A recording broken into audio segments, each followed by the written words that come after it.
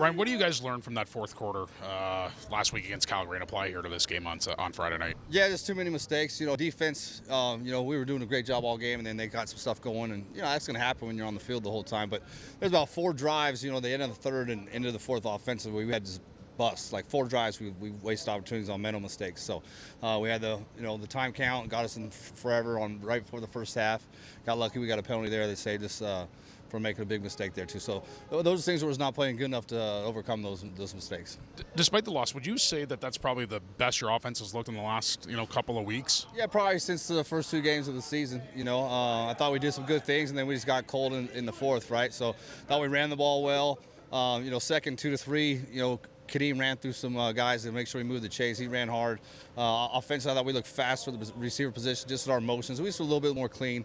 Then we had the one sack where, Case couldn't hear. We had 2 opportunities where we had 2 plays called, and we killed the play to the best look we can get. Well, the receivers hear it, the line doesn't hear it. Now, that starts on the quarterback. He's got to get there and make sure they hear it. Everybody else can hear the right next year, right? O-line, crowd noises, make sure we have the same play happen twice. So those things we got to clean up. You were talking about Kadeem running hard. I mean, they limited him just 31 yards. I mean, what did they do so efficiently that kind of stopped him in his tracks at, propelling past 60, 70 yards each week? Yeah, I think when we were running the ball on second down, Kadeem was making it work. I thought they did a good job scheming us up there. Ran through a few blocks on the receiver position. We're blocking edge. So, and then we had a lot of runs where we were throwing it on the perimeter, the bubble screens and things like that. So Kadeem didn't get enough carries, try to get the quarterback comfortable. But obviously, we got to make sure he's got more touches this week. Do you anticipate maybe working in Dan and perhaps Deontay into the run this week as well, and maybe helping Kadeem out? Yeah, I thought Daniel had a great run last week, the one he burst through the middle. D-Money, we're trying to get on the perimeter a little bit. I think we do got to help Kadeem out and get those guys some. But Daniel's beat up right now as well.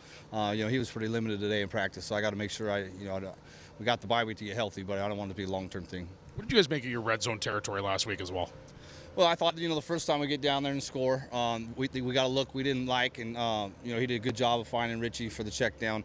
We did a good job with his quarterback runs. I thought Camp, showed, the versatility he has with his legs and as well as, being a passer. But, he gave them fits with his legs and did a great job there. But we got to throw for, well over 200 and run for over 100 to get it done. Defensively, I just wanted to, curious your thoughts on Deshaun Amos and just the progression you've seen in his career since coming here and what he's meant to that defense. Yeah, I mean, when he's not around, it's always been problems as far as, we have mistakes on the back end. He just does a good job communicating, so those other guys, know what he's doing. So, he's kind of the backbone of the secondary and the leader of that group, and obviously veteran leadership, but just as far as understanding football, he helps those other guys get better.